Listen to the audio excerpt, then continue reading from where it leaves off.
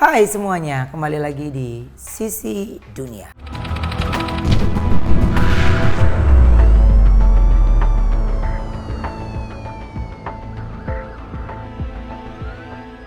Dan di episode kali ini spesial sekali karena kita ada dua orang hebat yang sudah menyempatkan waktu untuk bisa hadir di Sisi Dunia kali ini ya. Dan di sini sudah ada seperti biasa Ki Sukma dan juga ada Furi Harun. Thank you banget loh Kak, ini udah bisa hadir ke sini dengan tema yang pas pastinya jika ada Furi Harun ya. Karena di Sisi Dunia kali ini kita akan membahas tentang boneka arwah.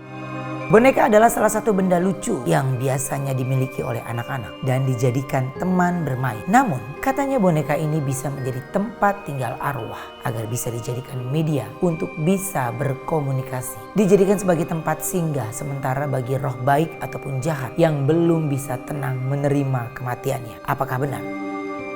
Nah, Ki Sukma, kalau di episode sebelumnya kan kita pernah membahas tentang roh yang tinggal di patung. Yeah. Nah, kali ini kita akan membahas tentang roh yang menempati boneka. Ya, karena boneka masih tetap dibilang beda sama patung ya, Ki? Iya. Karena patung kan bendanya lebih padat ya. Padat. Ini kita akan membahas dari dua sudut pandang. Sudah ada ini wanita yang memiliki ratusan boneka. Ini udah sampai ngebludak. Sebelum kita ngobrolin tentang boneka nih, ratusan boneka. Ada berapa sih total sekarang, Kak? 357. Paling jauh dari negara? Paling jauh dari Rusia, Italia. Rusia ya, itu memang udah jagoannya ya, karena dia bentuknya menyerupai gitu kan. Iya, betul. Oke, nah Kak, setiap boneka yang dipilih itu memang punya ceritanya atau enggak? Ada beberapa boneka yang memang saya order kosong, tapi ada beberapa yang memang saya hunting haunted dolls, boneka-boneka berhantu. Saya cari di komunitas Ghost Hunter Internasional untuk diobservasi gitu. Oh, justru malah ada itu ya? Ada, dan harga boneka berhantu itu jauh lebih mahal dibandingkan boneka yang kosong. Nah, berarti totalnya ada 357, memang itu nilainya, memang mau dipasin atau memang baru segitu? Baru segitu, kalau di rumah mungkin ada 400 tapi sisanya masih kosong, belum kita isi. Berarti kalau diisi gitu dia ada aktivitas sendiri gitu? Ada aktivitas, ada doa, tapi karena anak-anak asuh ini kan tinggal dalam satu rumah, jadi saya juga tidak memperbolehkan mereka untuk terlalu mengganggu, apalagi nakal kayak gitu. Jadi mereka kayak anak-anak aja gitu, di lemari ada sebagian yang di tempat terbuka gitu. Ki Sukma, nah ini mengenai boneka arwah ya Ki ya. Jadi kita akan melihat dari dua sudut pandang. Kalau Ki Sukma sendiri gimana ngeliatnya Ki? Sebenarnya kalau boneka arwah yang saya pahami bahwasanya ini adalah jin dari bangsa arwah. Jadi kalau kita kaji dalam kitab Alamul Jin, itu jin itu terbagi 5. Yaitu jin, benar-benar jin. Yang kedua ada syaitan, yang ketiga ada ifrit, yang keempat ada amar, yang kelima adalah arwah. Arwah ini adalah golongan bangsa jin yang sifatnya kayak anak-anak kecil. Kayak anak-anak kecil. Jadi kalau misalnya dikatakan boneka arwah ya nggak salah. Emang dia bangsa arwah gitu loh. Nah tapi jangan kebakaran jenggot dulu pada saat saya mengatakan jin. Jin itu secara linguistik, secara bahasa adalah segala sesuatu yang tidak bisa terlihat. Surga makanya dikatakan jannah. Jin dan jan itu sama, sesuatu yang tidak bisa kita lihat, jannah. Lalu begitu juga dengan janin. Ya. Makanya dikatakan janin, sesuatu yang tidak bisa kita lihat dengan kasat mata. Makanya dikatakan boneka arwah ya nggak salah begitu. Itu kalau dari sudut pandang saya. Tapi kan mungkin orang-orang awam nih agak bingung nih membedakan boneka arwah roh jahat sama roh baik. Ya kan, karena maksudnya ini kayak begini nih. Pasti orang wah yang kayak gitu tuh jahat, belum tentu juga ya. Belum tentu, ya. Jadi pada saat saya observasi banyak juga cute dolls yang isinya bad spirit gitu. Tetapi tergantung kita kok, tergantung treatmentnya. Kalau sesuatu itu jahat, pada saat kita doakan, kita lakukan sholat dan lain-lain, dia akan merasa tidak nyaman dan pergi sendiri kayak gitu sih. Memang ya tergantung dari si visualnya ya, dia mau menempati gitu. Tergantung dari orang tua asuhnya. Kalau memang bonekanya sudah ada isinya, karena kan ada sebagian yang saya beli boneka-boneka yang khusus memang pernah mengganggu pemilik lamanya gitu. Jadi pada saat sudah datang, ada yang akhirnya berubah jadi anak-anak yang baik. Oke. Nah ini Kak Furi, kan kalau yang hari ini nih ke Sisi Dunia ini bawa 2 boneka ya. Jadi waktu ditanya sama tim, kan kalau mungkin ratusan mungkin dari ujung ke ujung ya kayaknya ya. Nah ini hanya 2. Nah kenapa 2 ini nih? Ini siapa namanya? Ini namanya Elsa ya. Oh Elsa. Kalau ini namanya Baby M. Oh Baby M. Oke. Nah kalau ini boneka-boneka yang ada isinya? Iya, ada isinya spirit dolls gitu. Jadi Elsa dari Jawa Barat ya. Anak kecil usianya 5 tahun. Kalau Baby M bayi yang diaborsi. Oke.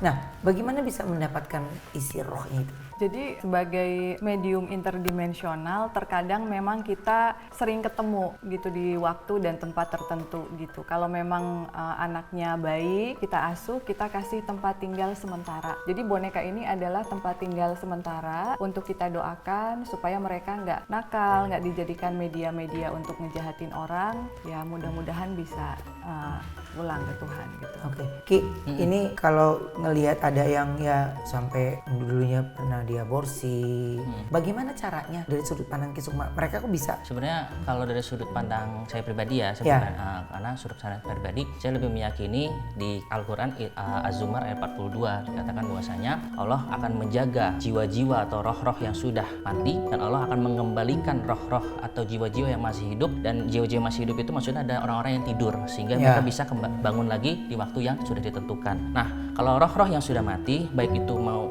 sifatnya anak kecil maupun orang dewasa, itu akan kembali ke barzah, kembali ke Allah lagi. Nah, kalau arwah-arwah seperti ini lebih mengarah kepada seperti kita memasukkan bangsa jin atau bangsa jin arwah ke dalam suatu benda, seperti ke boneka, seperti ke patung, seperti ke batu, seperti ke cincin, seperti itu. Lebih mengarah ke situ. Jangan kebakaran jenggot dulu saat didengar saya mengatakan, oh ini bangsa jin. Tidak semua bangsa jin itu jahat. Kayak misalnya Mbak Furi Harun tadi menceritakan bahwasanya ada yang tadinya dia dari yang jahat, punya karakter jahat, lalu bisa jadi baik. Mendengar cerita tersebut, kita jadi ingat bagaimana pertama kali Nabi Muhammad membacakan surat, dan di situ ada bangsa jin namanya Abu Yusuf, namanya sekarang menjadi khodam dari surat Al-Jin. Itu dia pada waktu mendengar Nabi Muhammad membacakan Al-Quran, dia langsung terkesima dan dia langsung bersyahadat, beriman kepada Al-Quran. Nah, kalau begitu kita bisa mengambil kesimpulan bahwasanya bangsa jin ini sama seperti manusia. Tadinya dia mungkin ya memiliki karakter yang buruk, tergantung yang ngebawanya nih siapa gitu, bisa jadi baik begitu loh. Itu benar sih. Saya pun juga ngerasain seperti itu. Saya ada bangsa jin yang tadinya mau nyalakain saya karena kiriman gitu kan. Akhirnya kita negosiasi baik, akhirnya dia ikut baik. Saat kita saya wirid ikut wirid, sholat ikut sholat gitu. Jadi kalau di badan Ki Sukma ini roh beneran apa jin? Kalau jin, kalau saya akuin saya jin gitu. Sayanya bukan jin ya, yang ikut jin. Yang ikut jin. Sayanya mau orang. Ya oke. Kak Furi, ini yang aku pengen tahu, bagaimana caranya Kak Furi bisa masukin media itu? Ya maksudnya roh itu ke dalam boneka. Masukinnya nggak pakai gimana-gimana. Tidak ada ritual-ritual khusus? Tidak ada. Kadang kita hanya membacakan Al-Fatihah, silahkan kamu mau, boleh nggak Mami gitu. Boleh silahkan, tapi nggak boleh nakal. Kayak kita ngobrol aja sama anak kecil. Lalu nanti kita lihat. Jadi dari 357 itu, anak asuh saya yang pulang itu baru 5, dan itu butuh extra effort. Baru 5 yang? Yang pulang gitu, yang nggak, ya udah kita mau pulang, kembali ke Tuhan, nggak mau ganggu-ganggu, nggak mau gentayangan. Kayak gitu. Jadi baru 5 ya. Oke, capek nggak sih akhirnya sering ketemu kayak gitu, akhirnya ada yang mau ngikut, banyak itu kalau setiap jalan pasti? Enggak capek. Ya, kadang saya suka ngelihat ya ada beberapa sisi di mana terkadang mereka menyeramkan, tapi di sisi lain terkadang mereka muncul hanya untuk menyampaikan sesuatu gitu. Oke. Jadi tapi kan nggak ngelihat di mana yang nggak orang lihat itu kan sebenarnya mereka sering ngajak komunikasi kan? Betul, sering komunikasi gitu. Tetapi dengan kita memiliki spirit dolls banyak, biasanya kalau misalnya saya lagi nggak pengen ngobrol dengan siapa, anak-anak suka, maaf ya jangan masuk ya, Mami nggak mau kamu dateng, kayak gitu. Oh, jadi memang udah yang ngalangin duluan. Nah, kalau ini Elsa berarti karakternya? Elsa anaknya baik gitu, cuman karena saya selalu nganggap dia anak-anak, akhirnya dia dari boneka yang lucu minta di makeover ke doll artis supaya didandanin creepy gitu. Dia bilang saya juga berani kok diajak penelusuran ke tempat-tempat angker gitu, Mami ajak aku dong, kayak gitu. Jadi anaknya baik, cuman dulu memang punya ibu yang kurang begitu sayang, dia juga sering mengalami siksaan kayak gitu.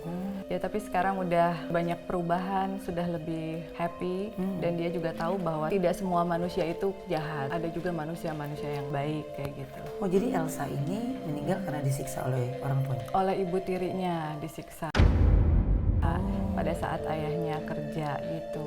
Jadi ini darahnya, ini requestnya dia di tempat dia waktu itu jatuh. Jadi dulu dia mau ini, malah mau dibikin tanda ini nih.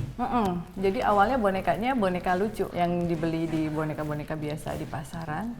Nah akhirnya kita makeover. Ada yang menarik gak sih, misalnya kan dari boneka yang ada di rumah nih, tapi tiba-tiba ada orang rumah diganggu? Banyak. Banyak sekali yang diganggu. Terutama kalau misalnya kita lagi collabs, ada beberapa YouTubers yang waktu itu kita datang YouTubers dari Amerika, dia bilang I don't believe in ghosts, dia nggak percaya sama hantu, dia nggak mau bawain susu. Nah semenjak dia pulang dari tempat kita, dia selalu diketok-ketok sama anak kecil. Akhirnya dia datang ke tempat saya lagi, bawain susu, dia bilang oh iya ternyata ada ya, saya pikir itu cuman bullshit aja. Sebenarnya kita tidak meminta mereka untuk mempercayainya, sebenarnya itu tergantung. Mungkin mindsetnya dia tidak percaya, ya akhirnya ya mungkin pengen dibuktikan mungkin gitu ya. Nah Ki, ini kalau menurut Ki Sukma nih, apakah boneka yang diberikan arwah ini bisa minta tumbal suatu saat nanti, atau mungkin saja bisa mengancam si pemiliknya? Nah, kalau minta tumbal atau mengancam tergantung bagaimana pertama kali perjanjian pada saat memasukkan yang dikatakan roh tadi, arwah tadi ya. Selama tidak ada perjanjian yang minta tumbal, mereka nggak akan minta tumbal dan tidak akan mencelakakan. Itu tenang aja sih. Jadi selama nggak ada itu nggak ada sama nggak ada. Kalau nggak ada perjanjiannya ya enggak gitu. Karena biasanya jin itu selalu menepati janji loh tipenya. Biasanya dia ngomong apa A B B gitu, biasanya gitu. Kalau kita kan masih iya, kalau kita kan masih bisa bohong-bohong ya. Kalau mereka itu kalau udah janji apa, udah janji ini kayak gitu. Gitu. Lebih setia kalau kita katakan. Tapi terkadang ada nggak sih orang yang akhirnya mau memiliki boneka tapi memang karena ada keinginan? Banyak.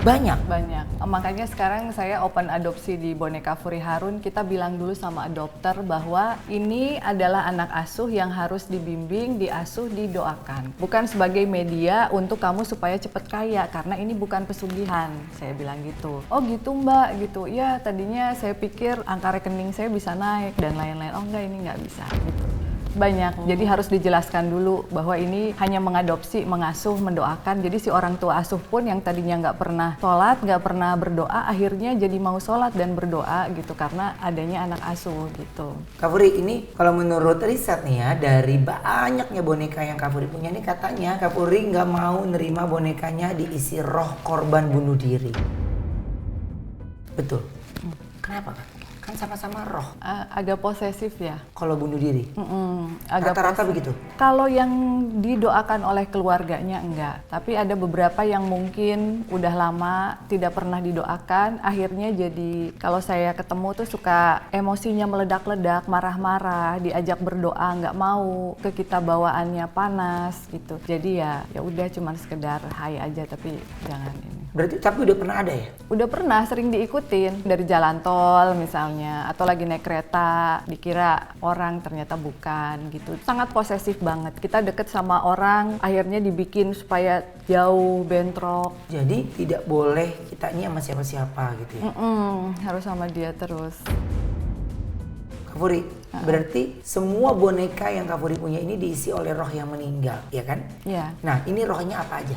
Kebanyakan sih anak-anak karena mereka baik, lucu gitu. Jadi anak-anak baik. Ada nggak? Kan kadang-kadang ada juga yang lebih dewasa kan? Iya, tapi boneka isinya yang orang dewasa apa tetap anak-anak? Iya, nenek itu yang nenek gitu. Jadi di rumah itu kan harus ada satu sosok yang mengayomi anak-anak. Kalau lagi pada ribut, berantem, yang ini kok dikasih susu sama fans, misalnya kalau yang ini enggak, kan orang tuh beda-beda ya. Aku senengnya sama boneka siapa, misalnya Toby. Nah, jadi yang boneka lain justru ada fans mah pernah ngirim-ngirim gitu? ada. Oh iya? Ngirim susu misalnya khusus buat Toby, khusus buat Cika misalnya gitu. Nah jadi yang lain suka jealous. Nah kadang kalau saya lagi sibuk syuting atau apa, biasanya yang sosok nenek ini nih yang nggak boleh kayak gitu, ngasuh gitu.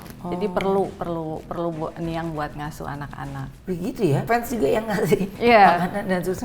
Nah Ki Sukma, ini kalau aku sering kita ketemu sama Ki Sukma gitu ya, tapi ini kan salah satu kebiasaan dari Kak Furi bisa berkomunikasi dengan ini. Nah kalau Ki Sukma ini kan ke jin juga nih, ya berarti kalau ngobrol itu memang lewat komunikasi atau rasa? Saya lebih ke arah batiniah. Batiniah. Semua juga ngobrol lewat batiniah. Sangat jarang sekali bangsa gaib ya. Bangsa gaib itu bisa kedengeran sama kita. Karena memang kita beda alam. Ngomong kasarnya gini deh, Mas Ruben bisa nggak ngomong dalam air? Nggak bisa kan? Nah, seandainya bisa ngomong paling cuma sepatah dua kata-kata gitu. Begitu juga dengan bangsa gaib. Saat mereka masuk ke alam kita, mereka nggak bisa terlalu banyak ngomong, nggak bisa terlalu banyak komunikasi. Yang bisa adalah antara batin kita dengan mereka. Jadi seperti telepon aja gitu. Gitu seperti itu. Mungkin Mbak Furi Harun juga seperti itu ya? Iya, ngobrolnya. kadang lewat batin, kadang suka ngobrol langsung. Tapi kalau ngobrol langsung kadang saya ngerasa kalau itu kayak orang gitu. Cuman setelah lama ngobrolnya, baru tahu ternyata dia bukan orang. Apa yang Mbak Puri lakukan nih ketika suatu saat nanti roh yang ada di dalam boneka itu sudah tidak bisa diatur lagi? Atau mungkin apa yang mereka lakukan di luar batas? Ada. Kita bawa ke Bali, kita larung. Anak nakal nggak mau didoain ya sudah, daripada bonekanya terus-terusan ganggu, kita larung ya udah. Takut biasanya kalau dilarung akhirnya Dilarung keluar. itu di apa ya? Dilarung ke laut. Sama boneka-bonekanya? Iya, sama boneka. Jadi harus dibuang? Dibuang, karena memang dia nggak mau diatur, selalu balik lagi, ya udah kita larung aja gitu. Sayang banget ya kalau boneka gini ya. Sayang harganya. Nah ini sebenarnya Ki, boleh nggak sih kalau kita pelihara boneka arwah? Nah sebenarnya tergantung dari niatnya apa dulu gitu. Kalau misalnya kita niatnya untuk menyembah si boneka tersebut, ya jelas nggak boleh karena tidak boleh menduakan Allah seperti itu. Namun kalau misalnya kita menganggap boneka ini sebagai souvenir atau bangsa makhluk gaib itu kita seperti bersahabat dengan mereka untuk beribadah kepada Allah, tidak ada masalah. Sama seperti kita sesama makhluk lah, sesama makhluk gitu kan, nggak harus arwah, nggak harus jin gitu, sama pohon, sama batu, sama tumbuhan, sama hewan pun juga harus bersama-sama ibadah kepada Allah Subhanahu Wa Taala. Kayak gitu. Selama barang itu tidak disembah, tapi kalau disembah mintanya sama mereka, nah itu jadi bahaya. Iya. Gitu. Nah ini kan justru kan kalau Kak Furi tadi sudah digaris tebal ya, bagaimana didoakan dan mau beriringan bersama, ya, tapi tidak menuhankan. Betul. Gitu ya. Ini seru banget loh. Jadi untuk semua MOP lovers ya, kalian juga harus bisa tahu bagaimana sulitnya mengkoleksi boneka yang cukup banyak ini. Makanya itu hanya orang-orang pilihan mungkin yang bisa. Akan nambah lagi? Nambah lagi insyaallah. Happy soalnya, kayak punya taman bermain gitu. Senyumnya. Yayasan Yatim Piatu. Iya. Nanti kan anak-anaknya Ki Sukmo main juga sama anak-anak asuhnya. Oh, iya benar tuh ya. Mengerikan sekali obrolan ini loh. Tapi terima kasih banget Kak Furi ya. Ini benar-benar sesuatu kita bisa mendengar dari dua sudut pandang, dari anak indigo sekaligus pemilik atau mengkoleksi boneka, dan dari sudut pandangnya juga Ki Sukma ya. Dan terima kasih untuk MOP lovers, untuk kalian semua bisa menemani kita hari ini. Dan kalau kalian ingin memberikan ide kira-kira siapa yang mau atau tema apa yang mau kita bahas, kalian bisa langsung aja komen di kolom komentar di tayangan berikut ini ya, pada saat tayangan ini. Terima kasih buat semuanya. Terima kasih Ki Sukma, terima kasih Kak Furi. Dan jangan lupa kalian semua juga bisa download aplikasi MOP Lovers ya, download aplikasi MOP Lovers. Dan jangan lupa untuk beli tiket KBP The Lost World ya. Langsung aja beli tiketnya. Untuk keterangan lebih lanjut bisa silakan lihat di Instagramnya Kakak Beradik Podcast. Terima kasih buat semuanya. Sampai ketemu lagi di Sisi Dunia.